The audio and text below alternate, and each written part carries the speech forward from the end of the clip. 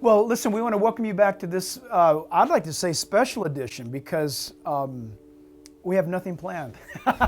We're just talking. Again, our good friend Amir Tsarfati is here with us from Israel, and he's really on a world tour. World tour. I you, really surround the globe on this tour. Yeah, it's awesome. Yeah. And he's speaking on a great message, and I'm sure you'll catch up to it later online. In fact, we're going to want to have available the teachings as soon as they are available. The Deception of the Nations is the tour that he's taken around the world right now. And so we have him in Chino Hills with us. But we are just continuing on from our last program together. And I just want to dive in and ask him this straight up. Amir, unpack for us. There's a lot of Bible prophecy students and teachers today talking about Isaiah chapter 17, Ezekiel 38, Psalm 83. From your perspective, because everybody's got their perspective, Yes. let's hear from Amir. Where do you see these things? And can I throw this fourth element in also? A lot of Bible students, I'm included, were caught off guard by what's happening right now with Saudi Arabia, the 10 Arab nation coalition that is going up against Yemen, i.e. really Iran. Where are these wars that we read about? How do you see them falling into place from your Middle Eastern perspective? Right. It's valuable to First me. of all, I must say that I respect all other opinions. That's a great thing to say. You know, because the point is that we're not prophets. Yeah, and we don't. We come from a non-profit organization. Yeah. And to be honest with you, all we can deal with is what the Bible tells us, not anything else. And from a perspective of someone who lives in the Middle East, I've said that before, and I say that now also.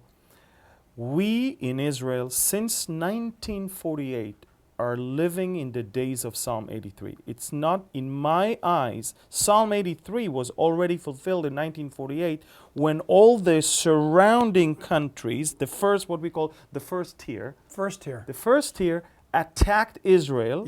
Come, let us cut them off from being a nation, that the name of Israel, Palestine, remember this whole thing, it's the change of name from Palestine to Israel that drove them nuts. Which never existed until 135 AD by Emperor Hadrian. Correct. No Palestine, friends, no such thing, ever. Invented by a Roman. There is not even a Palestinian nation or people. Let me explain to you. Pottery or coinage. Yeah, listen to this. Mark Twain shows up here in 1867.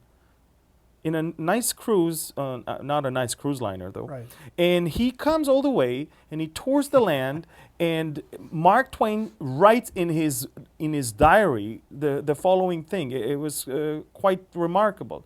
He said this. He wrote it in Innocent Abroad. He says, "A desolate country whose soil is rich enough but is given over wholly to weeds, a silent, mournful expanse, a desolation, we never saw a human being on the whole route," he said. No one. Now, that's when the Arabs said that they were all over.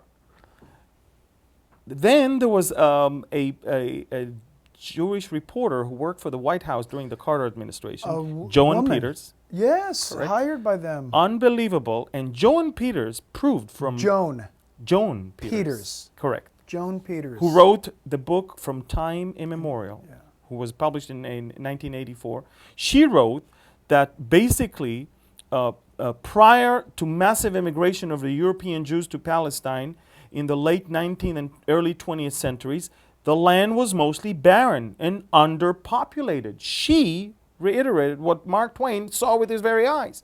And she said that the newly arrived Jews brought great prosperity, which attracted a large number of Arabs from neighboring lands, and then moved to Palestine to share the fruit of Jewish ingenuity and wealth. And as a result, many of the people who are called themselves Palestinians today are descendants of these relatively recent economic immigrants. Can you imagine a guy from Tijuana crosses the border, goes to work illegally or legally, doesn't matter, in San Diego, a war breaks out, and he demands to be a refugee from San Diego, not from Tijuana. Yeah, but you just moved from Tijuana a couple of years ago. Illegally, he comes. Whether illegal or not. Well, my point is, how dare you say that you are from San Diego when you know that you came 2 years ago. Yeah. Now, my point is that the name Israel drove them nuts. They all came all around Israel in order to destroy it, and they were ashamed. Because the funny thing is, we were not only left with the land that we had before, but we had 30% more land than what originally we started with. Isn't that fun? That's true. Every time you guys go to war, every time you guys are attacked, your land increases. Every time the Palestinians says no, they are offered something smaller in the next round of talks. Point is, the Bible prophecy in regards to Ezekiel and in regards to Isaiah 17 and others always speaks of the second tier, not the first one. Yes, and I'm thinking most Westerners, including myself, think of second tier. Exactly. Second tier is countries that do not border with Israel. Yeah, that's right. And that's Iran, that's Russia, that's Turkey, that's Libya, that's Sudan. These are countries that will come against Israel for other reason. It's not that they want to prevent the establishment of the State of Israel. It's they actually want to come to bring an end to the thriving state of Israel. Which it is. And to the fact that we have tons of gas, to the fact that they bleed with the horrible prices of oil, and to the fact that their darling Damascus is gone. Damascus, in my eyes, has always been the key to everything else that will happen in the Middle East.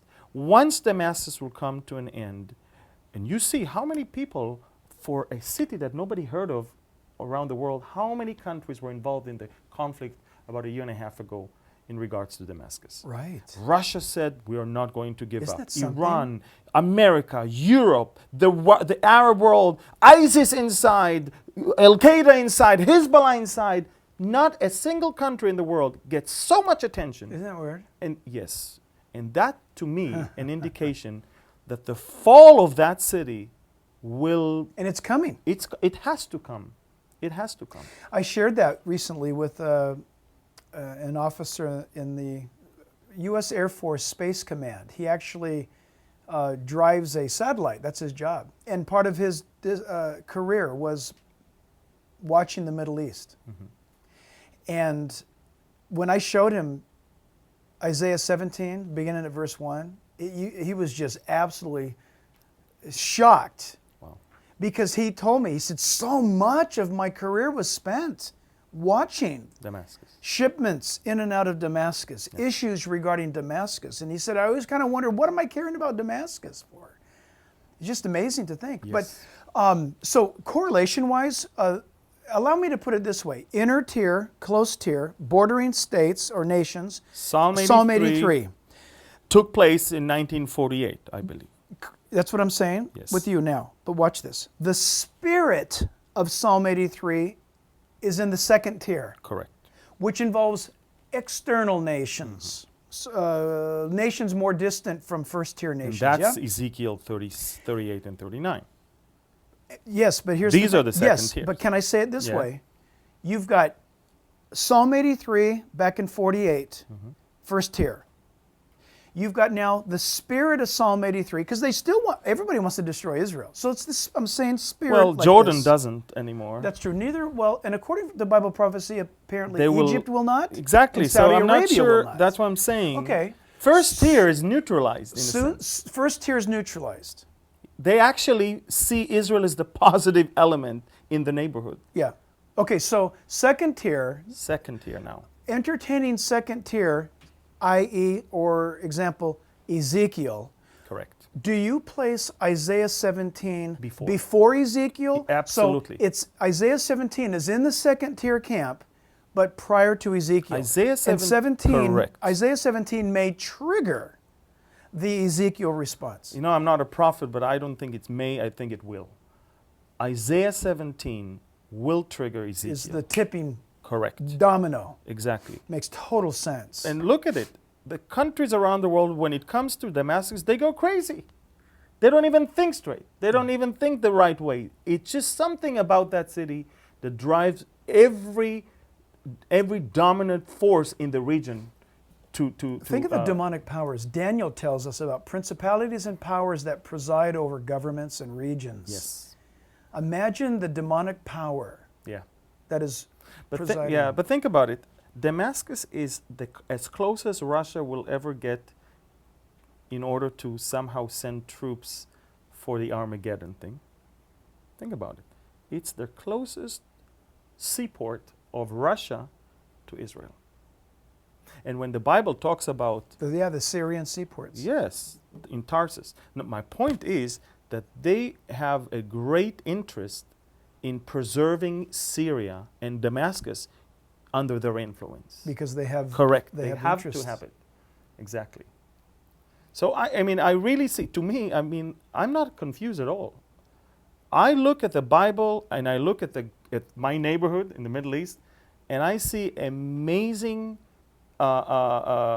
alignment of Bible and reality, and I'm smiling. I'm smiling because I'm so not afraid.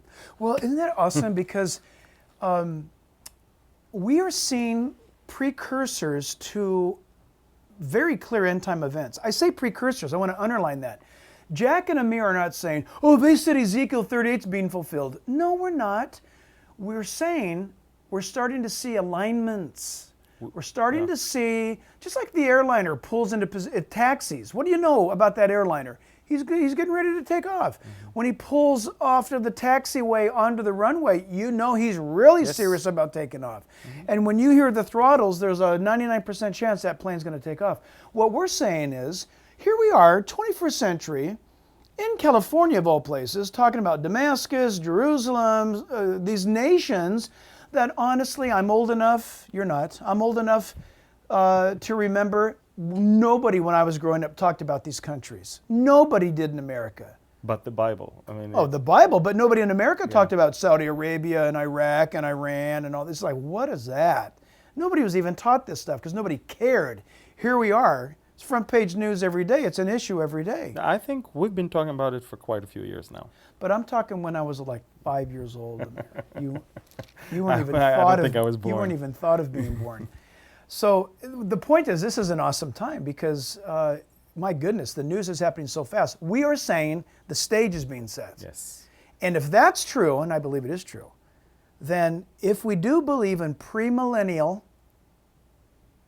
interpretation of the Bible, which is the platform foundation for the pre-tribulation rapture view of the church, based on Daniel, based on Isaiah, based on the New Testament teachings as well, of course, then how close are we to the rapture of the church? That's why we believe in the doctrine of the imminent return of Christ. Yes. The doctrine of imminency means for the rapture, no man knows the day or the hour.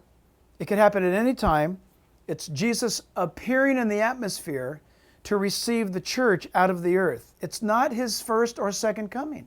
The first and second comings were strictly reserved for the Jewish people.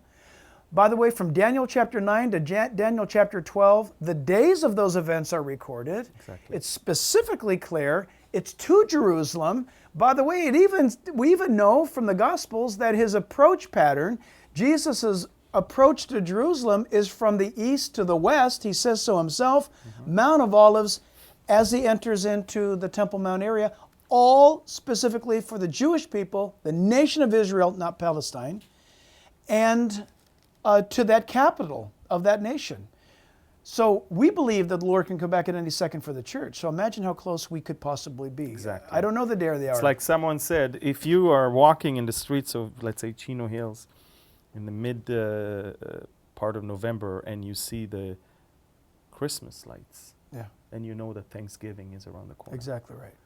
And Exactly so, right. you know, we already see the signs for what happens after we're raptured. That's right. And so, therefore, our rapture should be very imminent. I know, and I'm not suggesting any key. I know on our previous program we touched on this. I'm not saying that with what ISIS is doing and how cool beheading has become and everybody's watching it around the world, it's remarkably sick.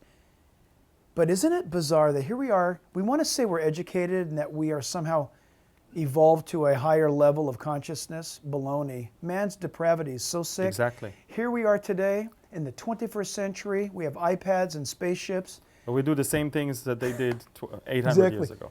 We're doing the same thing Muhammad did Yeah. to the Quraysh tribe in Yes. Saudi Arabia, beheading hundreds of people in a day. Yes. Yeah. And we're seeing a glimpse of what is going to happen during the tribulation. The Bible talks about the People are going to saints think it's being big. okay. People are going to think it's okay for those stupid, horrible tribulation adherents to Jesus to be beheaded. They're all going to go, yeah, we voted, behead people. And the world is getting prepared for what beheading is all about, and Wow. getting used to see it. Once you see it enough times, you get used to it. And in fact, it almost becomes, look, 9/11 happened. We were all upheld by it, and it was unbelievable.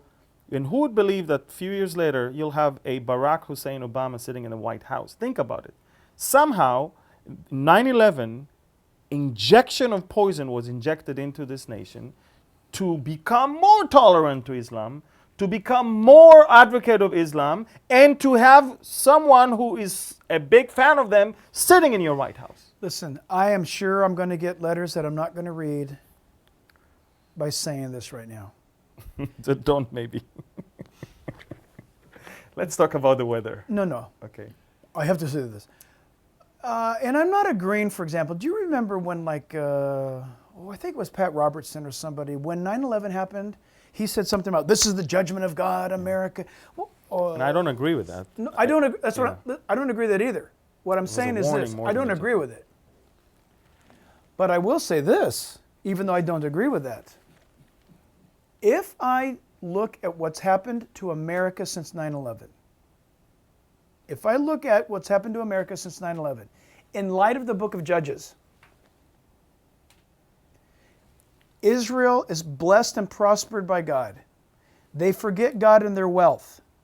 Then they turn on God. They remove his altars. They remove his witness. Get out of our schools. Get the 10 Commandments out of courts. No more I pray in Jesus' name. Take down in God we trust. Get out of here.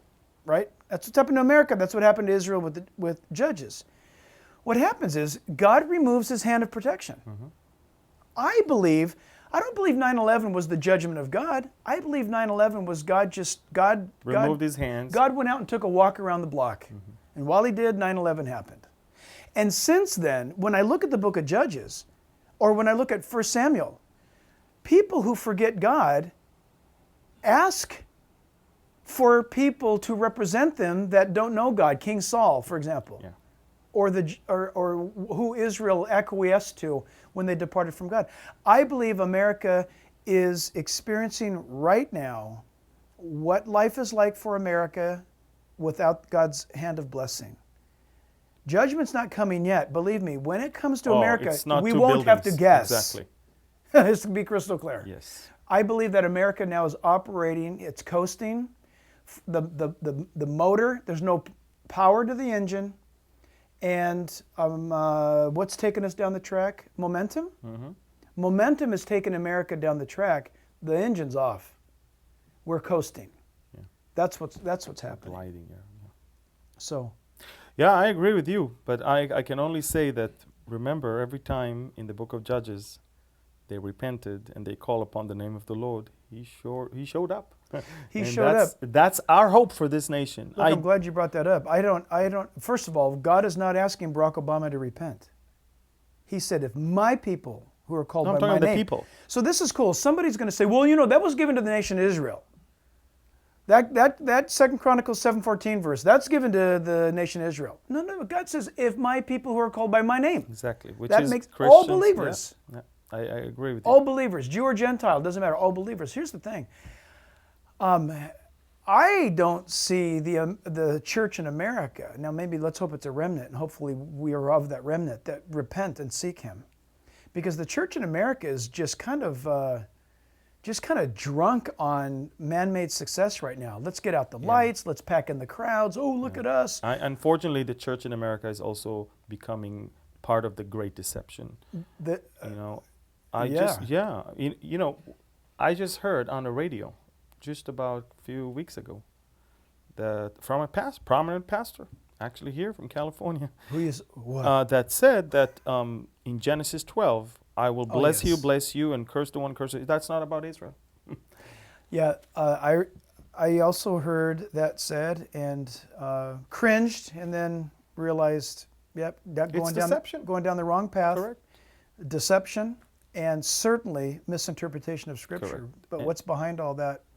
Yeah. But what's behind all of that will eventually lead a sort of a theology Oh, that yeah. would take Israel out of the picture. Think Yep, about it. yep. Because the Well- basic thing about Israel in the church doctrine is that Amir, listen, let's Genesis 12. to back this up to see where this could go, where I think personally it's going, is if you want to grow a church, okay, number one thing, we need to have a meeting to figure out how hip we can be. How cool can we be? Number two, what's the experience going to be like for someone who comes? Well, we have to have certain lighting. Smoke. Look, we have certain lighting here, but we don't believe the certain lighting is going to save people or get them to pay attention to the gospel. When we have communion, we dim the lights because we want people focused on Jesus. You know what I'm saying?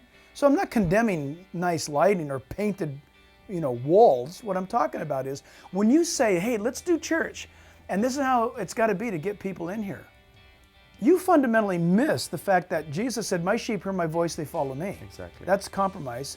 That's strange to me. The second thing is this. The content is less important than the package. That's right. And that's so American. As long as your package is cool, who cares what the content is?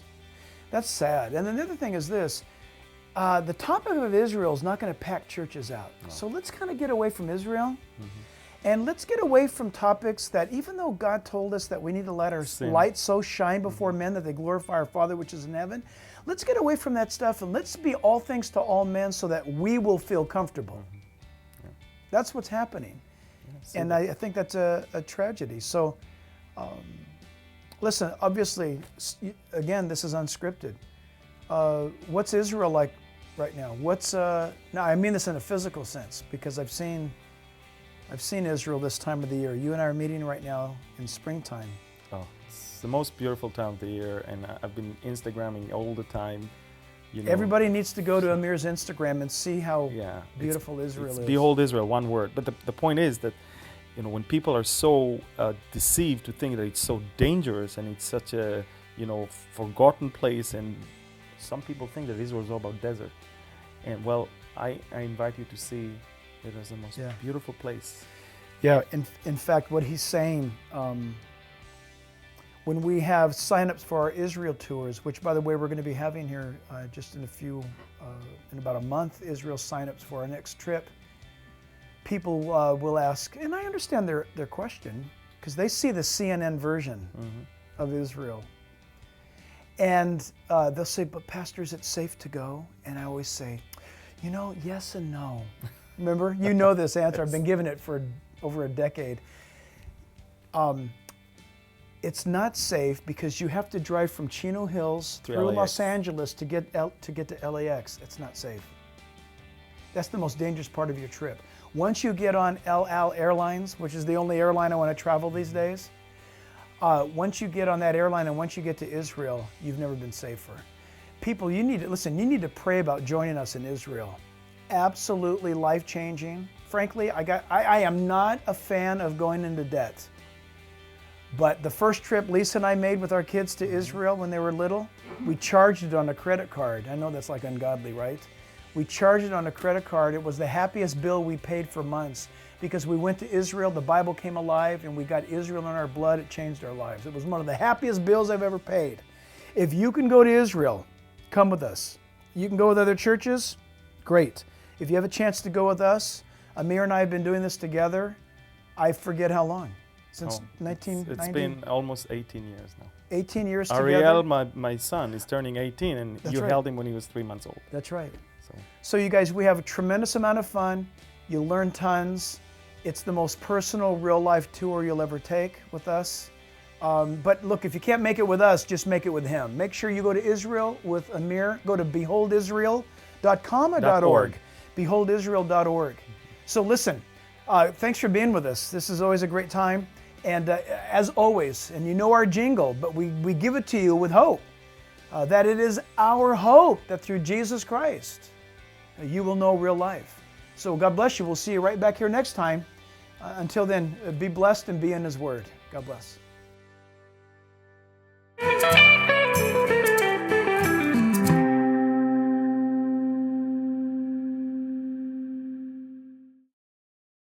In the Bible, God is clear. He says to Abraham, the father of the Jewish people, "I will bless those who bless you, and I will curse him who curses you. And in you all the families of the earth shall be blessed." The United States, a nation who has historically been a supporter of Israel, is perhaps the greatest example of God blessing a nation. However, as of late, do you feel that the tide is changing? Will our political leaders continue to support Israel? What about our churches? We hear some pretty influential voices stating that God is finished with Israel. Will there be consequences? In this timely, relevant message, Jack Hibbs opens the scriptures to reveal God's heart toward His chosen people and the land of Israel. Order the DVD now, Stand with Israel, by visiting reallifewithjackhibbs.org or call 877-777-2346. That's 877-777-2346. Or write to Real Life with Jack Hibbs, P.O. Box 1273, Chino Hills, California 91709. Jack Hibbs truly believes we are living in some of the most exciting days in history, which brings some great opportunities to share with the world a powerful, no-nonsense presentation of the gospel to this generation who is searching for answers and truth. Will you stand with us in sharing this message in real and practical ways? We ask that you commit to support Real Life each month with a gift of your choosing. In return, our gift to you for becoming a Real Life partner, we'd like to send you this Worldview DVD. It's titled, What You Believe Defines You. Call now, 1-877-777-2346. That's 877-777-2346. Or by mail, P.O. Box 1273, Chino Hills, California 91709, or simply go to reallifewithjackhibbs.org. Your gift will be faithfully put to work because it's our desire that through Jesus Christ you will know real life.